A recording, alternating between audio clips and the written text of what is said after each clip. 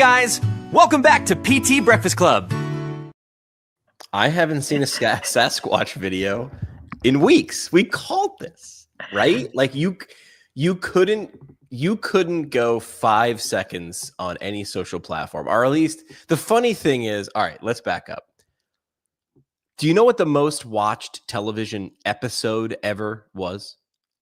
No, what? It was the series finale of MASH.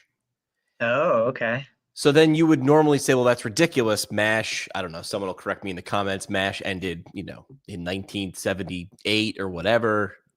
That's ridiculous because people watch more and more content. There are more people probably in the world than there were when MASH ended. But as Tony and I both know, and as you're probably figuring out, the world is more fractured. So there might be more people, but and there was some crazy statistic that I won't attempt to regurgitate from the depths of my brain, but it was like 30% of Americans were watching that, which is like an insane thing to know. The next day when you went into work, what everybody was talking about. So when I say you couldn't go 30 seconds on social platforms a month ago without seeing a Sasquatch video, what I mean is my version of what I was watching, because everybody watched the same 3 channels back then.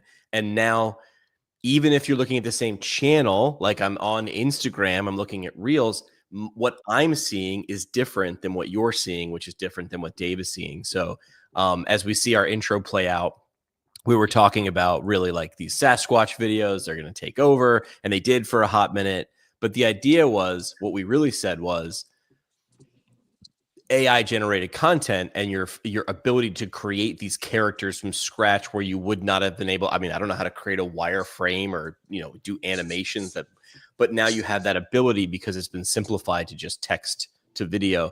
It's wild, but look, we've moved on. I haven't seen one of those damn things in a couple of weeks. And that reminded me of that. Now, my question is, how many people watching the replay even know what MASH is? I can't believe you referenced MASH. Yeah, MASH is a great show. I thought about it the other day. I forget I think in that context, like thinking about how interesting that is. Yeah, I remember. I didn't watch MASH much. I remember. I don't even know if this is like Taxi. Do you remember Taxi? I remember Taxi. Yep. I used to watch that. There was one other one. Oh, Mork and Mindy. That used to be a favorite. Dave's nodding his head. Yeah, I'm right on the cusp of knowing what these shows are, I believe. Yeah. Wow. So hold on a second. So it ended in February of 1983 with 105.9 million people in the U.S. And again, that's an estimation. The TV rating or share, it had a 60.2 rating with a 77 share. Essentially, 7.7 people out of 10, if they were watching TV, they were watching that MASH finale. And I don't know if you could get a 1 share now, you'd be a billionaire, right? Because of fractured audiences and how those things work. That's why owning the platform is sort of the only way now. That's the version of being able to do that, is because there's a million channels. Yeah. Yeah. All right. So Dave had a great idea, and then I want to talk about Starbucks and the third place, but let's get into what Dave wanted to talk about first. Sure. Well, we talked about last episode about Scott Gardner, United Physical Therapy Association, trying to push for physical therapists opting out of Medicare. And Jeff Moore and Ice Physio and that whole crew, like, they're also posting stuff and putting out social media posts and sharing ideas and thoughts around physical therapists opting out of Medicare. And I think they're even supporting, like, writing to your senators and legislators to do so. So I was just thinking before the show, I wrote to you guys and I said, let's say we got there. Let's say we were able to do that and physical therapists were able to opt out of Medicare if they wanted to under their own volition, and then offer their self-pay rates to Medicare beneficiaries who actually have medically necessary issues, so that the services usually would be covered, and they still would be covered. and the Medicare beneficiary would have a choice of going to a Medicare based physical therapy that that takes their Medicare, or pay out of pocket for their medically covered services. Before we get even further, is that kind of that's would be the result, right, Tony? Like they would have that choice now, the Medicare beneficiaries. Yeah, basically, it's both parties would have a choice. The provider would have the choice to choose to be an opt-out provider, which means that you have the ability to enter into a private contract just between you and the beneficiary pays you for those services. And then the beneficiary has the option to choose to pay you for your services, which, there's 1,000 conversations in different directions around both of those. Right. So more choice is typically good, especially like in the US in terms of competition, and it could, elevate competition. But if the consumer has more choices, typically that's a good thing, or oftentimes a great thing. And like, of course, I just wanted to get into a little bit of like maybe the phone conversations or the sales component, but obviously there's so many factors that go into this in terms of like the word of mouth reputation of the physical therapy clinic, and their online reviews, and of course, even still geriatrics are still going on Google and Yelp, and they're looking at online reviews, at least on the East Coast as far as I know. But that was kind of like my intro to this in terms of like talking points. Yeah, I think it's a great one. Jimmy missed the second half of Tuesday, so this is part of where we started going with it. What I would say, and this for me is like a universal, everything goes back to marketing. Everything goes back to marketing. Marketing is communication. Marketing is laying the groundwork, helping the potential consumer understand who you are, what you do, what you deliver, why it's valuable, how it's going to improve their quality of life. Every single time I see an argument on the healthcare side, it can almost always be resolved by better marketing.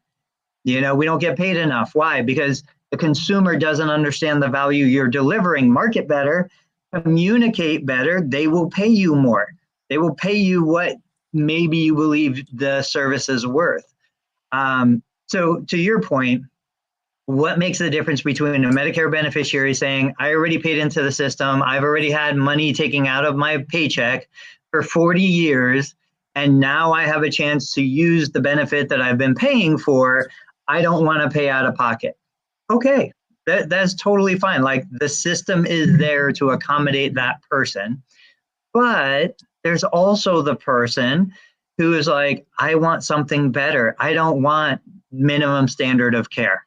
I don't want, and to me, this is really where the system should be.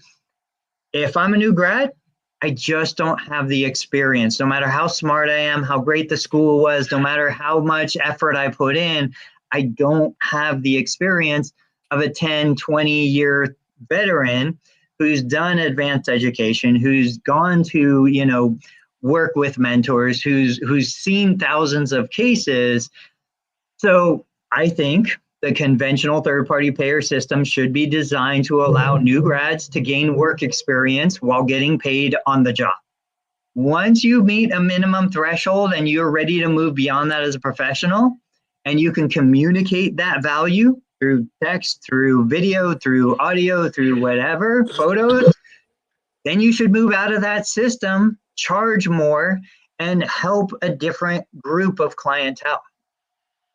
Oh, a couple things. I love that. So yes, communicating it is one of the big challenges because we weren't taught it in school. And historically, the owners that have been in business for more than 10 years, they were taking all the in-network insurances that especially were taking Medicare Part B. They never had to do this, right? So that's, I think that's also part of the problem. They never had to convey value verbally. They didn't care about, and now I think more practice owners are caring about racking up Google reviews, maybe not you, but like others in general, like are caring about the online footprint and videos that you're also doing. But 5, 8, 10, 15 years ago, these owners didn't have to do that. There was no sales process that was needed. There was no sales process in place because it wasn't needed. And it was just like, are we convenient enough? does the parking lot have parking nearby? Like, is it close enough to the patient? And you take my Medicare benefits, like, all right, great. And like, what's your soonest availability? All right, let's book. So there was never any need for this whole thing that we're talking about. So marketing, communication, like how you're writing phrases and sentences on your website, and is it attracting a certain person or not? It was kind of just like, it was just like whatever. It was like, we'll take anyone that has their Medicare benefits, right? And that's what it was. I mean, and you know, it's so important to understand the context of a practice 15 or 20 years ago. We were getting paid more by each payer. We were getting audited less by each payer. We had lower cost of service, like rent was cheaper, supplies was cheaper, you could hire a therapist. When I first came into private practice, Compensation was cheaper.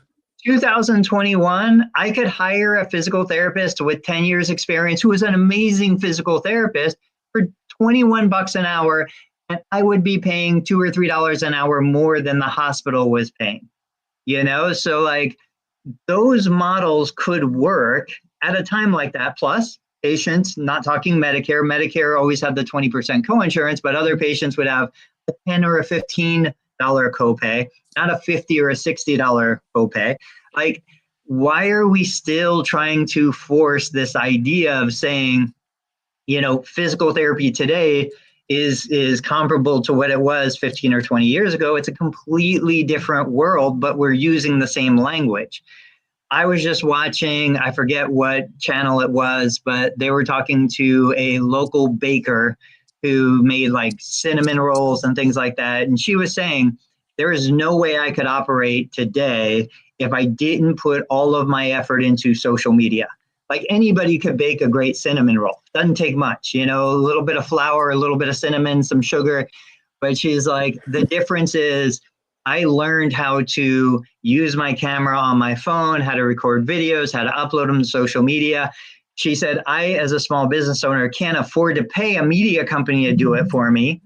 But if I do it, I can then run my business profitably because I can get more customers. I can communicate, you know, how great these look, how great they taste, all of that stuff. And that's kind of where we are in healthcare. This goes back to, there's a lot of solutions for back pain. Many of them are more attractive to the general consumer than losing weight, exercising, changing lifestyle, going through, you know, all of the things that we want our clients to go through. It's not very appealing. But the idea is we can make it appealing. We can communicate the value to the right clientele. We didn't have to do that, like you said, 20 years ago. Doc said, go to therapy, barely cost them anything. They would go. Now we live in a completely different world. Right on, right on. So you want to get a little bit deeper into the things. I mean, my thought is I would maybe review with you guys like things I've said recently on phone calls with Medicare beneficiaries. Now we haven't been able to fully across the nation opt out, right? So these are like when I do the phone screen, I get a sense of what's going on with this Medicare beneficiary. We don't take Medicare, we don't bill it. I have to go through a phone screen, and most of the time, as I've talked about before, most of the time, they don't have issues with dressing, bathing, personal hygiene, all the vital ADLs, and they want to, you know, walk. They want to go from walking 2 to 3 blocks to walking 10 or 15 blocks, or they just said, "Oh, I just got back from a cruise," or "We just got back from Europe," and like they're like functional, like well beyond most likely the Medicare guidelines of like function and impairment and all that. So anyway, I have some like phrases and things that I've been using. But even before getting into that, like what's so funny to me is like when I do some of these phone calls, it's almost like a little bit of a, I don't want to say like a magic show, but like someone's calling around and they're either they have like if a Medicare beneficiary is calling around, they're looking to use their Medicare benefits most of the time, 50 to 75% of the time, even when they call us. There's, of course, you know, maybe 25-ish to 50% of the time, depending on call volume, where a Medicare beneficiary is speaking to our answering service that records the phone call and I can listen to it. And they'll say something like, I have Medicare, but if you don't take Medicare, how much is it out of pocket? Like, that's obviously my style of ideal client. That's an easy sell for me. Like, I already know that that person's probably going to convert because they already are in tune with the possibility of paying out of pocket. What's fascinating to me as an observation is when the other type of Medicare beneficiary is calling around, they're calling around and they might land on us. Maybe they were trying to call Fox Rehab, they were calling other places, and they call us. And then when I do, or someone on my team does the callback, obviously we don't take Medicare and we have to convey that, but they had no idea. Might not have any idea that there's any practices ever that don't take Medicare. So we're doing these callbacks and it's almost like a little bit of surprise sometimes. Like, they don't understand, like, why are you guys not taking Medicare? So that goes into, like, not even like an explanation, but it's like, here's why we're different. Here's why it's this price. Here's why we're out of pocket. Some of the Medicare beneficiaries will ask, like, wow, that sounds expensive. Like, is that like the top end of the market? We just had someone like a week or two say that. Is that price? Is that 350 per visit? Is that like the highest in New York City? And I don't advise this, but I'm still doing this where I do calls, like, I'll do a call back Friday, Saturday night, because I want to differentiate. And this woman was speaking to me, and I said, yeah, I think we're close to the top end of the New York City market. But also, if you call 5 or 10 physical therapy practices that take Medicare right now, I'm going to be the only one on the phone with you because it's Saturday night at 8 p.m. You know what I mean? So anyway, those are just some of the highlights of, like, my thoughts going through when someone's calling in. They may have no idea that we even charge out of pocket and that we don't take their Medicare. And it's just interesting to see the dynamic of, like, the clusters of signals, like if they're going to be the right fit or not, if they've seen our online reviews or website or not, and who's truly just trying to use their Medicare benefits. And that's totally fine. That's of course, totally 100% fine. Who's focused more on that? But we're looking for a client that's focused on, like, the experience, the result, and just like a totally different experience. So anyway. So I was listening to Alex Hermosi yesterday say they produce about 450 pieces of content a week, I think it was, across their platforms. And so when I think about your situation as an example, the fact that you're still getting calls from people who don't know who you are, what you do, like, and I used to say this all the time. We see all the PT gurus out there saying, how do you answer, do you take my insurance? If you're getting the call, do you take my insurance? It's a marketing problem. Once again, like, that person has no context for who you are and what you do. Nobody walks into a Mercedes dealership, BMW dealership, asking if they sell $27,000 Honda. Like, you go because this is BMW, this is Tiffany's, this is Ruth's Chris. Like, you go because you know what you are getting into. And I would say it's the same for us. If we're having the conversation about insurance and why you don't and do you, we lost that battle. We're talking to the wrong people. We don't want to talk to the person who's more focused on how much it's going to cost versus what it's going to do. We need to get to the person who's more focused on what is this going to do? Okay, how much does it cost? And nobody at any level of wealth is like, I want to be taken advantage of. I want to spend more than I need to. Even the wealthiest among us, they will still borrow money against their assets just so they don't have to pay taxes and they can, allow those assets to continue to grow. Like, everybody understands finance. We're not tricking anybody. We're not taking advantage of anybody. So I would go back to, when a person comes to me, now, again, full disclosure, I am not a cash-based provider. I don't do self-pay services. That's not the business model that I want or that I've built, but there was a time that I did. But when they come to me, I want them coming basically already being convinced. You are the person. I've known you. I've watched 20, 30, 40 of your videos. I love what you say. I love how you say it. I love the ideas that you're sharing. I don't care how much it's going to cost. This is what I need. Like that is the person that I've communicated appropriately with. That is the person that, whether they have Medicare or non-Medicare, they're going to want to pay. They're going to be happy to pay. And generally, whatever the price you quote, like your example with the BPPV, the Vertigo, doesn't matter what they pay. Your ability to stop the world from spinning is more valuable to them than $1,000 in their bank account.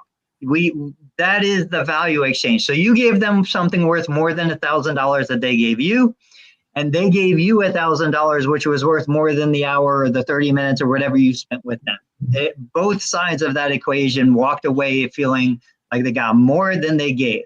That's what we're striving for. But it all comes back to being able to verbalize and communicate it. And if you don't believe it, it's never going to happen, right? So you go another layer deeper, and like Dave absolutely knows what he is delivering, no matter the price, is worth more than the dollars he's getting for it. And if you don't have that deep understanding of, I'm going to sell you something for $1,000, it's worth 10,000, I'm willing to accept 1,000, don't even sell it. Like, don't even offer it. Don't go down that road. Jimmy, what are you thinking? I don't know if you were able to hear any of it. Go ahead, Dave. What were we going to say? Let me ask Jimmy this question. So as he was coming back in, Tony, you were saying, Hormozi's putting out 400 or 450 pieces of content per week. I want to ask Jimmy, but I believe that if I was doing that, I'm still going to get calls of people that skip social media. They may not even look at our online reviews. They may not look at our website, and they're still going to call in, and they're going to still say, do you take my Medicare Part B? So Jimmy, could I ever overcome all that? Or will there always be some of those folks that fall through and they still reach out to us, even though they might not be our ideal client? You need to put more people in the top of the funnel. That's what Hormozi is doing, right? Like who that you personally know is doing 450 pieces of content a week, not a business. Do either of you know a human being who's doing half of that? Honest answer. No.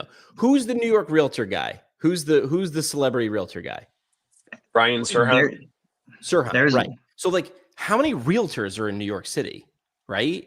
Like, but I'm sure at some point in his rise, he was taking people looking for a cute, 2-bedroom in Flatbush, right? And then he just kept saying no to those people so he could sell the $10 billion penthouse on Park Avenue. He understood it. So could you?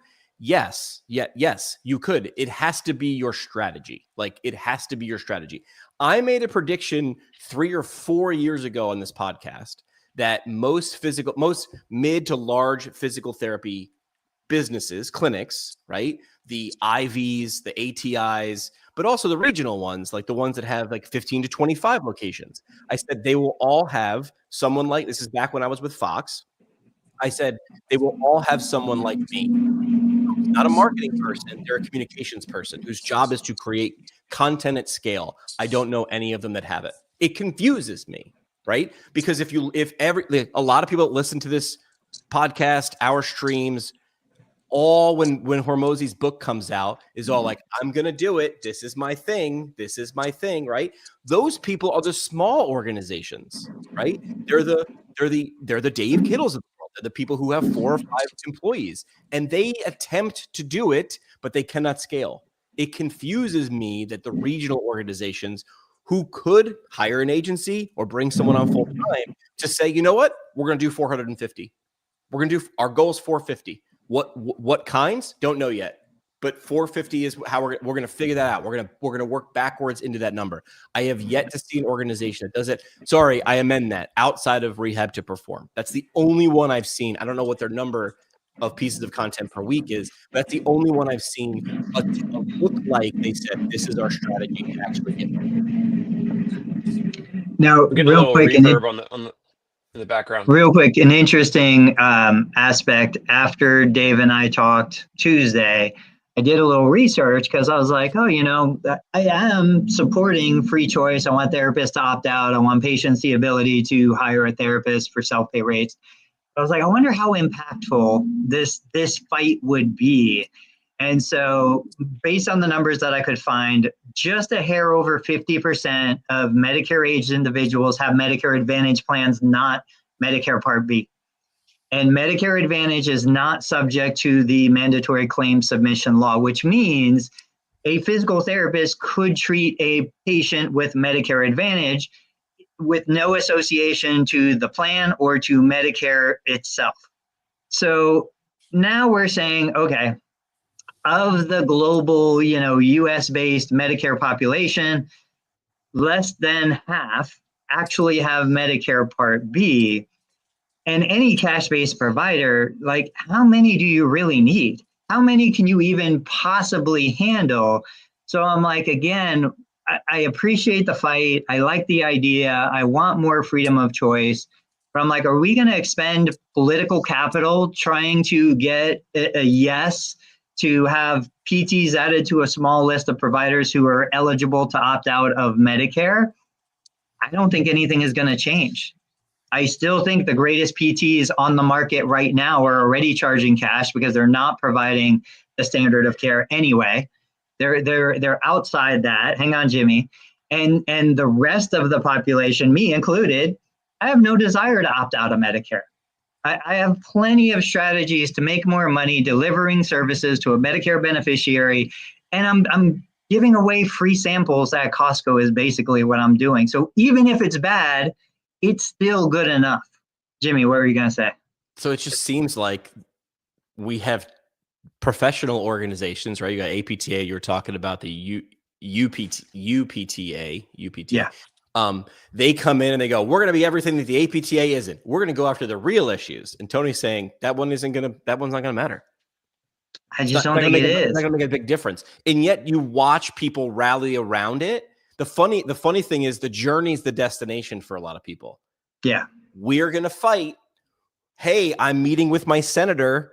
What would you want to tell him? And then you watch a bunch of people tell him he's a jackass. Tell him he's a this. Tell him he needs to do these 37 things that they're not going to. Oh, okay. Let me know how that works out for you if you ever try it. It's just funny to watch. It's performative. Well, there is a new content creator, new to me, that I've been watching.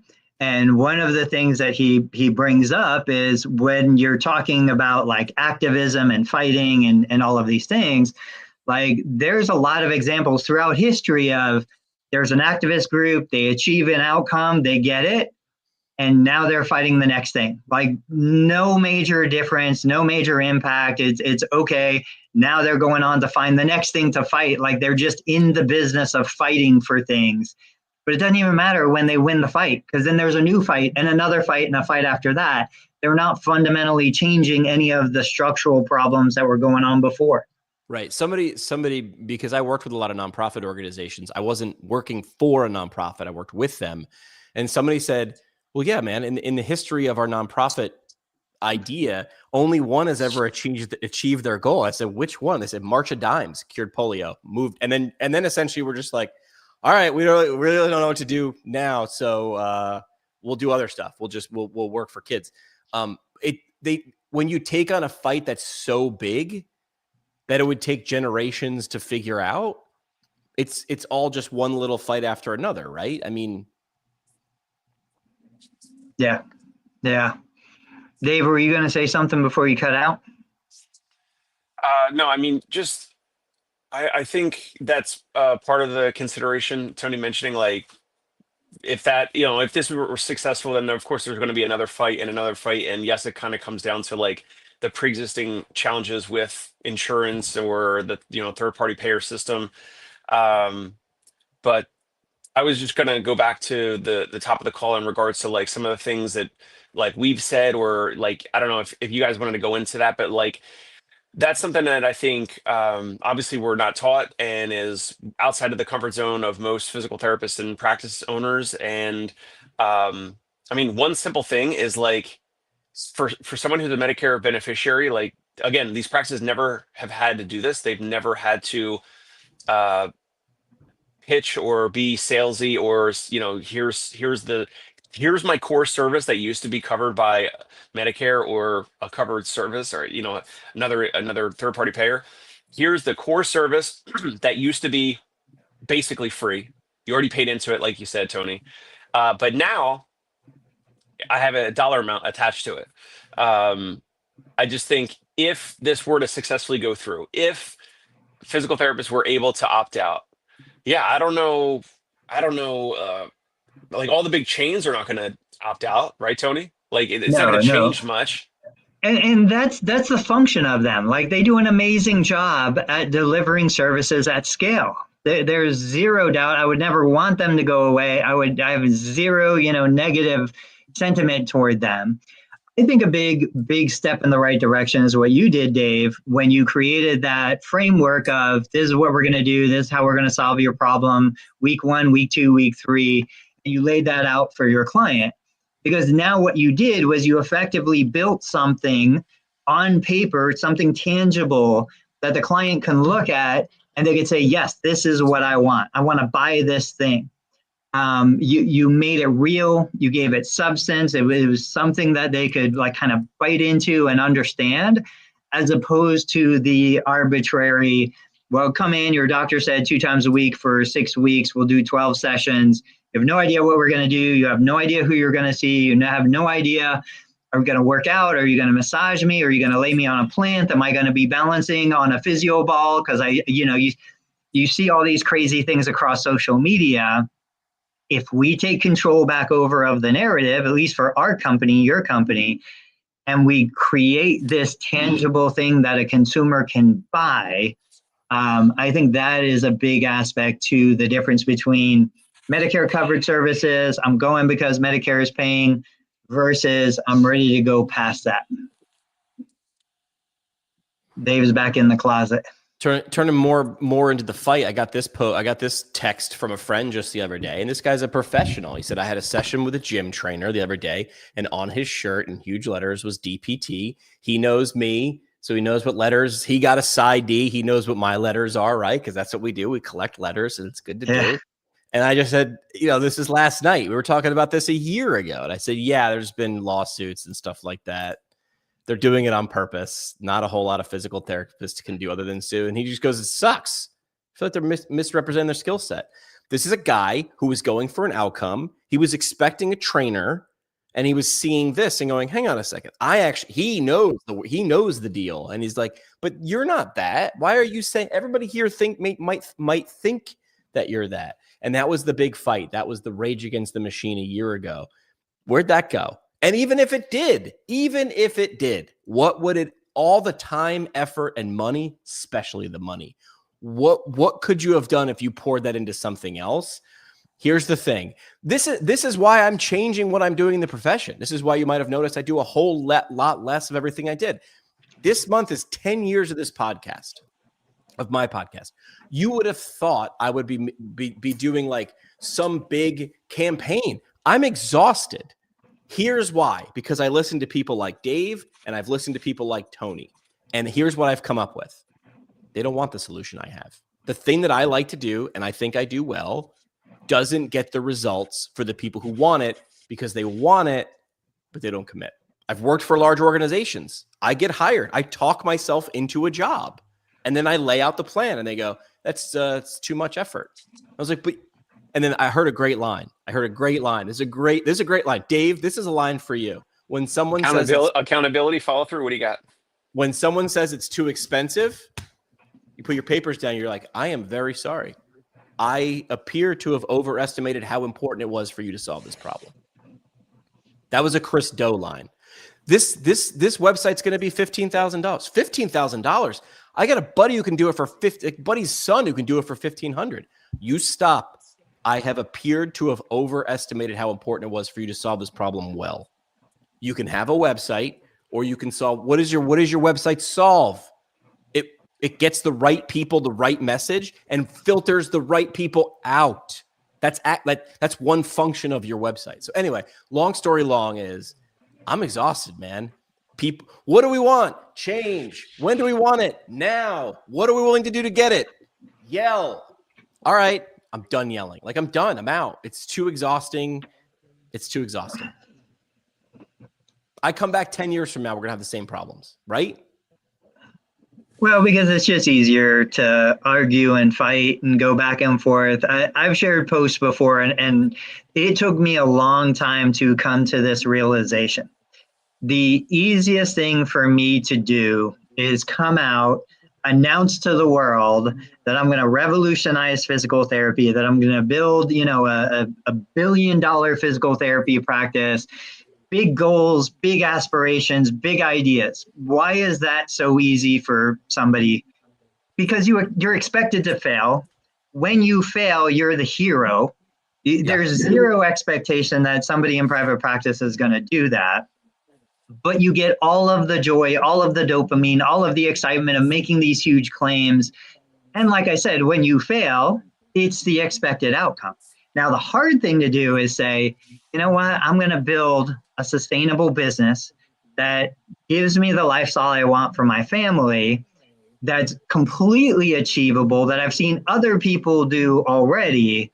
That has real impact, because now when I fail, there's an expectation for me to succeed. So you pick these big fights, you fight windmills, you do these things, like, who cares? There's no real accountability in something like that. But you set a goal that's actually achievable, and now you are expected to achieve it. I say I'm going to run a marathon. I probably should. I probably could. Like, then when I find myself sitting on the couch, watching the game, I feel like a loser. That is terrible. So that's some of this. I feel like, we're going to go fight Congress, and we're going to do all these things. Okay, we expect you to fail. Everybody else has always failed. When you fail, you're still the hero because you were fighting for us. I don't think it matters. I don't think that's a reasonable expectation. It's performative, like I said, right? Like, not to knock politicians, but their game, their goal, their job is getting the job and keeping the job. A million times. And then every once in a while, do as many things that are low lift, high visibility as you can. Like you can't knock them. Like, don't hate the player, hate the game. Like, I'm very sorry, but that is the game. How could you change that? You'd have to fundamentally change the system. Somebody brought up Rome, and they were like, the Senate was randomly picked from the population. They served for 2 years and could never serve again. So they knew day one, 2 years from that day, they were going to be back in the fields or back in the market. So they better make decisions for the people. That's the only way to do it, right? You have to change the system. We are, as healthcare professionals, as physical therapists, we are beholden to the system. I know that opting out of it seems like a great idea. Well, if the system sucks, get out of it. Guys, the minute you're born, you're in the matrix. I'm very sorry. We're all in the system till you die. And you are a profit machine. You are a way for other people to extract money. And your goal is, how do I extract money to exchange them for goods and services? Because unfortunately, unless you are, there is the way to be completely off the grid, right? I don't have the survival skills or the botany skills to be completely off the grid, but I guess that's the only way, right? So this is frustrating, I know, for a lot of people, because I think you were sold a degree that I am somewhere in this assembly line, right? If I'm Henry Ford, Tony puts wheels on, Jimmy puts doors on, Dave drops the engine in. That changed along the way because there's competition. It's not just you hang a shingle, you put a sign out, and you can make enough. I'm very sorry, but it doesn't work that way. You have to do a little more than just get the degree and show up. It sucks, but that's the way. That's the system. Yeah. So let's pivot just a little bit. This morning on the way to work, I was researching Starbucks. I had heard, the headlines about the previous Starbucks CEO was in office from like 2023 to 2024, then he got kicked out. He dropped the market cap value like $40 billion.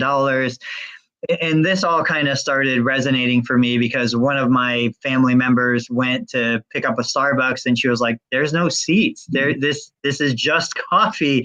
There's no seating inside the Starbucks. What happened? So I got on ChatGPT and I was like, hey, what's going on? Why did, Starbucks move away from being the third space? Why did they remove seating? What's the deal? And I said, is this why the previous CEO got ejected? And what ChatGPT told me that I thought was interesting was in 2025, Starbucks is actually trying to go back to building community, creating that third space again, bringing seating and linger time back into their stores. But previously, they had made a move away from that. They tried to go to just order fulfillment. They had so many locations that had no interior seating. You just drive through orders and walk out orders. You had shared that graphic not too long ago of the Starbucks in the background and then the self-service kiosk in front of it. And it got me thinking about PT clinics. Now, this doesn't apply necessarily to mobile, but I'm like, I tried to get from ChatGPT what the average ticket value was. Starbucks doesn't publish ticket value. They just said percentages are up or down. So I said, how can Starbucks encourage consumers to spend more time in their stores? Why would they encourage this? And they're only selling $3 to $5, $3 to $6, I'm guessing, ticket value. Like, how is this possible when a physical therapist, we're shoving people out the door as quick as we can. The minute that 8-minute unit is done, you're getting the boot. Doctors the same way, like they're in and out as fast as possible, slicing every second of non-billable time. I'm like, something's wrong. Like how does a company like Starbucks with a relatively low ticket volume or ticket price, how can they do that with nicer furniture, better music, better ambiance?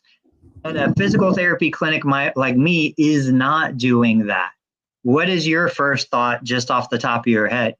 They're trying to figure out what game they're actually in. And is that game changing for them, right? Like, so you're saying, let me see if I recap because your audio cut out for me a little bit. They decided they didn't want to be in the come hang out for a while game. And then they went away from that. Now they're trying to get back into to be come hang out, the third place. So, and just to recap, the third place is a place that your first place is home. Your second place is work. Your third place is supposed to be, the way I heard it, it was supposed to be a place that you seek to spend time, but not necessarily exchange money there. So like a third place in Europe is Europe and South America are very, very good at like a third place being like a town square, like a plaza, right? Like a big place with tables. There might be shops around it, but like I can just go sit at a fountain and be around people. Central Park is like the biggest third place in New York City. But I guess a third place could also be a Starbucks, which third place is also a public house, which short for public house is pub. You are expected to spend money there, right? And the idea there is, I mean, we used to like joke where it's like, hey, just come hang out this coffee shop and steal their Wi-Fi all day and order a cup of coffee and just milk it, right, all day. So what is your question? Why would they go away and come back? I guess the idea is they're not making enough money per minute to because if you're full, people aren't coming in to buy coffee. Yogi Berra used to say, nobody goes there anymore. It's too busy. My question was actually, how can we do that since our ticket value is, 10 times higher, $100 a visit? How can we make linger time an asset to the physical therapy clinic? How can I encourage, and I do, but I'm just saying for the rest of the people out there, how can I encourage patients to come in early, to stay late, to sit around, to socialize, to talk, and make it profitable? Yeah, I would say, well, you have to create a place that people want to go. It has to be better than place. I shouldn't say better. It has to be appealing. Look at where people go right now. Like health clubs used to do this, right? They had juice bars. They don't want to have a bar because that would feel counterintuitive. What does Planet Fitness do? They have pizza parties, right? Look what Flywheel or Orange Theory does. There's sort of like hangout time afterwards, but before a class, but really after class. So what are you giving me in vibe, in experience to do? You have some places that I've seen will have clinics will have these sort of recovery centers, right? They're getting the Normatec boots and the red light therapy and the cryo freeze and the spa. That feels pretty individual though, right? So you have to sort of make it, how do you make it group? Barber shops are very good at this, although I don't know about the conversion to money, right? Like barber shops in some cultures are you go even when you don't need a haircut. It's very confusing for a dude like me, a 45-year-old white guy like me. I'm like, I don't know, why would you go to a barbershop? But in some cultures, that is the social tie that bind. In fact, there was an organization that decided to try to figure out how to educate African American males on why they should get tested in prostate cancer, and they tried 50 different ways, and then they educated the barbers because they had time and respect and trust. So they thought about that. So I guess the answer is, what are those all? Well, here's a problem. Okay, now that we're talking this out, all of the people that come to Flywheel, and I'm going to make an exaggerated guess, the people that go to Orange Theory are 23 to 35, and they identify as wearing spandex, right? That is their religion. The problem is with a lot of PT clinics is you're going to have somebody put, like, who's walking in your clinic? Is it one demographic all day long, or is it a smorgasbord? Tony, for you, I think it might be a little bit close, but it's all over, right? I would say it's one demographic. It's adult geriatric. You know, when you look at what we've built, what we've created, so at any given time, particularly in the mornings, but at any given time, about 50%, 60% of the people in my physical building are not physical therapy patients. They are wellness members, non-covered, independent exercise. Tuesdays and Thursdays between 9 and 10:30, Dale and Don are in here with their books, telling jokes, like making everybody laugh.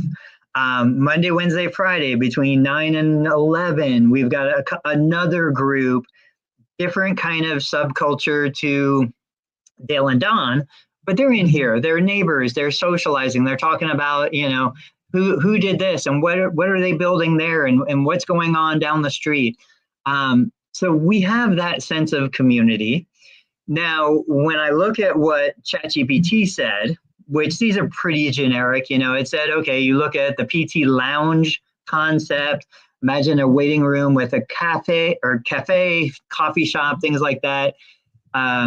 K-Joy Lind, she has an amazing looking coffee shop going into her physical therapy clinic. You can go the route of like yoga, wellness, Pilates, mindfulness sessions. You can sell memberships. You can do rehab product sales. Like Starbucks has $1,000 espresso machines that you could buy off the shelf. We've talked about, why aren't we selling recumbent bikes and ellipticals all the way down to TheraBands? And then hosting community events, you know, like why don't we put a team together, go out to the local 5K on the 4th of July, like do these kinds of things. I don't know about you. You've worked in a variety of settings. I know a lot of therapists, they hate continuity. They hate when a patient doesn't get better and discharged in 12 to 15 visits. Like they are genuinely sick of that person and want to get rid of that person. So, you know, that is a reality within the profession. But I do think we have that opportunity there to say, hey, look, somebody just posted, I don't remember who it was, like we could be the primary socialization vehicle for a lot of geriatrics that are living alone.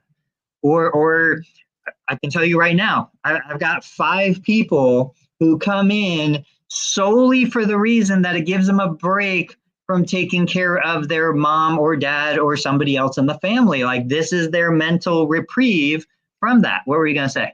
We don't want to do that. We don't want to do that. It's not that we don't want that done. That's a difference. We'd love to have that done, but we don't want to be the ones to do it. And I'm speaking as a profession. I'm making generalizations. Yeah. We be the fixer.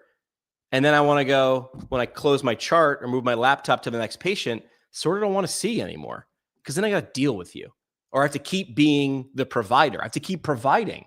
Oh, it's exhausting. Can't you just go somewhere else? Like you're done. PT Barnum, do you know the story of the egress?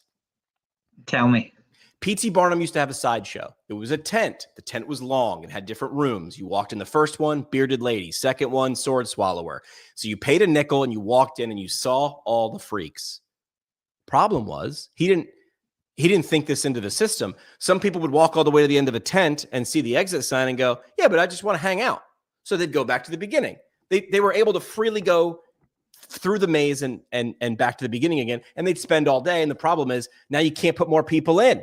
Yeah. So he had a sign at the end. There was a sign every room saying what was in the next room. He'd say right around this corner, see the egress. And people are like, ooh, what's an egress? Sounds like a fantastical prehistoric bird. Egress means exit. And as soon as you were out, you couldn't get back in, right? That's what we do. That's what we do. We're done with a patient and we go, see so-and-so at the front desk and she'll make sure you've got your card and everything's paid for and have a great day. We don't want to do it. We would have to fundamentally change our system. We would have to decide that that is actually the business that we're in. And most PTs will not do that. Yeah. It's great. Because who else in healthcare could pull it off? Primary care? Not a chance. That is short. That is pop music. I'll use it in musical terms. Pop music. I'm going to play the same top 40. The reason it's called top 40 is I'm going to play the same 40 songs and they're 2.5 minutes. And I want you listening for 8 minutes and then you're going to leave. But it's going to be so popular. It's just in and out. It's a convenience store mentality, right? But in classic rock, I want less people listening all day. I want to get a mechanic who loves music from 30 years ago listening all day. That's the model. We're top 40. Yeah. So what's interesting is, Starbucks, I think they were one of the first to do like absolutely free Wi-Fi in their stores. You didn't have to register. You didn't have to do passwords and all that stuff. I hear therapists always say, well, what happens if they never leave? They're so afraid of that. But in my experience, they eventually want to leave. They really do. Like, and in Starbucks, they eventually leave. Like they might spend a couple hours, but they do leave. But those people actually add to the vibe for the people who are coming in and out to buy the coffee. No one wants to walk into an empty restaurant. Right. Again, Tony, we should go into a side business where we just sell paint to physical therapy clinics. We'd only need to offer two shades, beige and prison gray, right? I'm different, but you look like everybody else. Nobody wants to be in there except those people add to the ambiance, right? Yeah. Although Starbucks got to get on, especially in the busier city areas, like, hey, let me use your bathroom. But that's a problem because they're in these areas. They have to put a lock on the bathroom door because that's tangible. Someone's got to clean that. For every extra 100 uses, it's okay to suck off the Wi-Fi, right? There's also social expectations. I'm clearly sitting here with no cup. Like now I feel like, what's the British guy? Rory Sutherland. Like you have to, their social engagement says I need to at least have a cup or a croissant or order something. Right. I could have walked into any Starbucks and just sucked off the Wi-Fi. I had to buy something because it was socially acceptable. So I'm like, $4, $6 for the next hour. Yeah. Say less. But there's an opportunity for more. I don't know. Do you think our profession will shift that way in the next 3 to 5 years? Anything? Because right now we're still paying attention to, can I opt out of Medicare? So I think what happens, and this goes back to, it has to be intentional. It has to come organically, and it has to be an owner, a creator who says, I see this gap in the market. I am going to build the solution to fill that gap. And this is where I think we can really make some sizable change. Okay, going back to fight for political change, maybe I get a couple 3% increase in reimbursement. Nobody's going to care. But if somebody who is like you, I love social, I love connecting with people, I love hearing stories, like they're genuinely passionate about building that energy. And they say, I'm going to go find the space, open floor plan, maybe one room, but generally everybody's out. We're building the culture into the design of the business from the beginning. That person is going to do it, and that's going to succeed. That's I'll go back to my rant of why I'm so exhausted in doing what I do is I've been hired by people that they say, what do we want? Fundamental change. When do we want it? Right now. What are we willing to do to get it? Can you just start a YouTube channel? And I'm like, that is one part of this whole mix. Like you're asking me to change the flavor by just adding one little thing. No, like I started saying no because I'm like, I know how this story ends. I look like a genius because I'm like, I'm going to say this.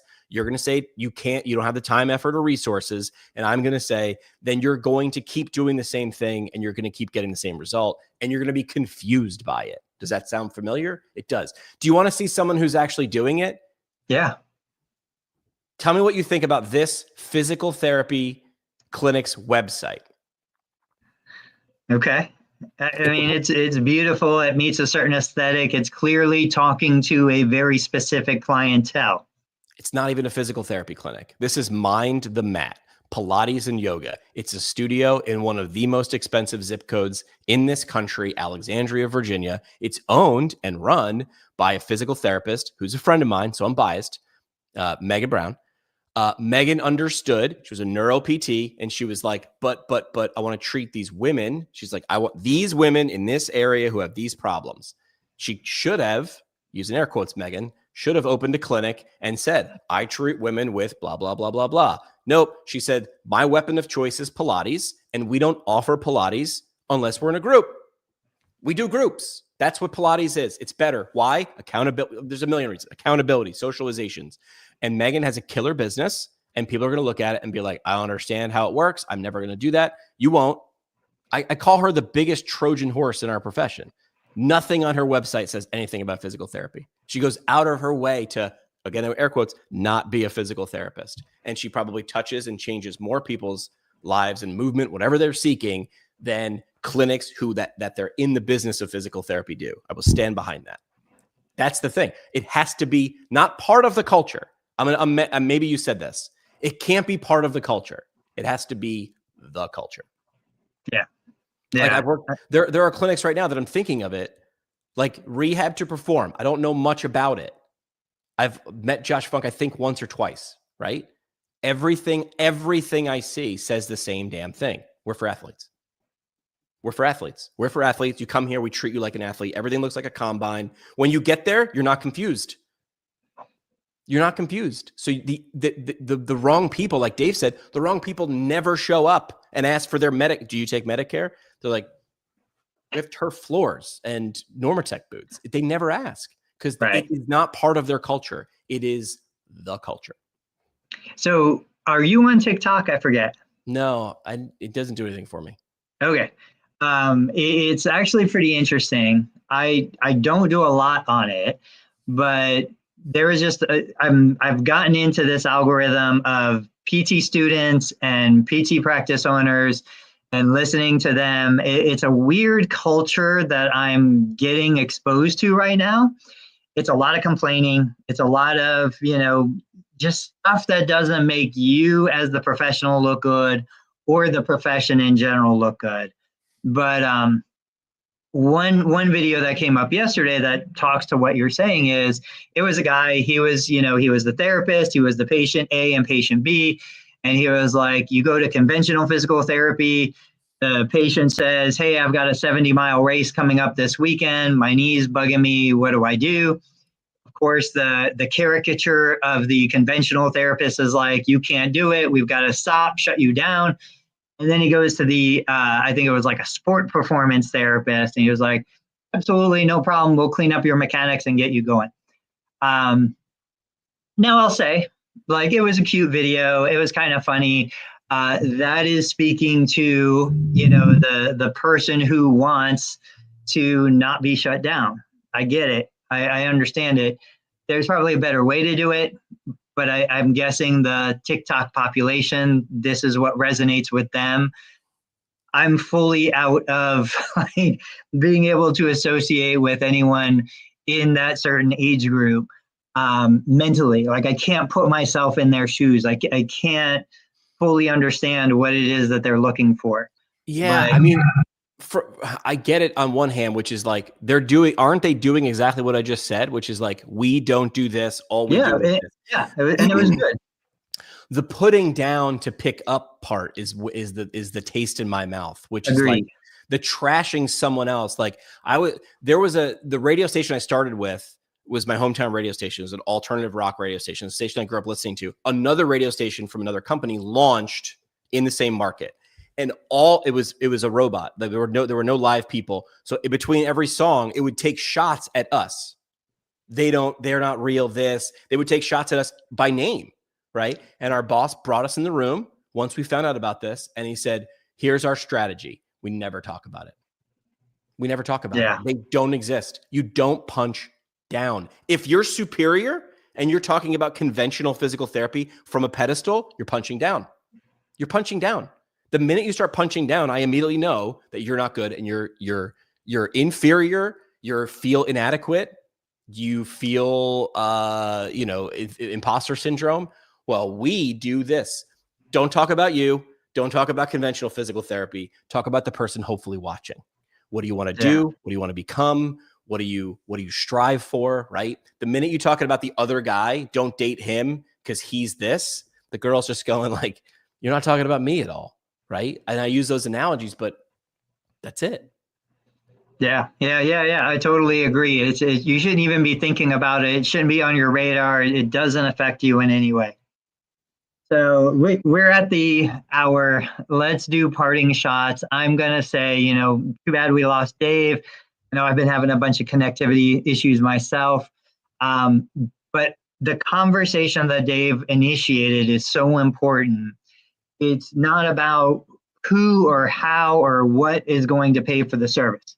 It's about clearly communicating the value proposition of the service. What is the benefit, not the feature? What is the expected outcome we're working toward? And am I putting that message in front of the right community? Are these people who even care about what it is that I'm selling? Because if it's not, it's wasted time, wasted money, wasted energy. That's my parting shot. I would say, understand what problems you're actually solving and what business you're actually in, right? And just keep act like a petulant 4-year-old. Why? Until you get to the frustrated thing where you just blurt out, it can't be because it's this at its most basic element. Because as fancy as you think you are, the person doesn't understand that you're trying to sell this to. Act as if they are not dumb, but just they just don't understand. Help them understand. It's your job, and don't punch down. We'll be back on Tuesday. Enjoy your weekend. Make sure you follow Learn Medicare Billing, the Dave Kittle Show, PT Pinecast. I will say at least once, celebrating a decade. I didn't think this thing would. It was supposed to be 6 episodes. It was supposed to be a 6-pack, so it wasn't supposed to be 10 episodes. Never mind 10 years. So it's very next week we should talk about lessons learned and how it has changed from where it originally started. It's bookmark that for Tuesday. Yeah, we'll talk about that. It's been a wild ride. And we'll make sure we leave on a really, really great. Hi, my name is Karen, and welcome to the PT Breakfast Club podcast.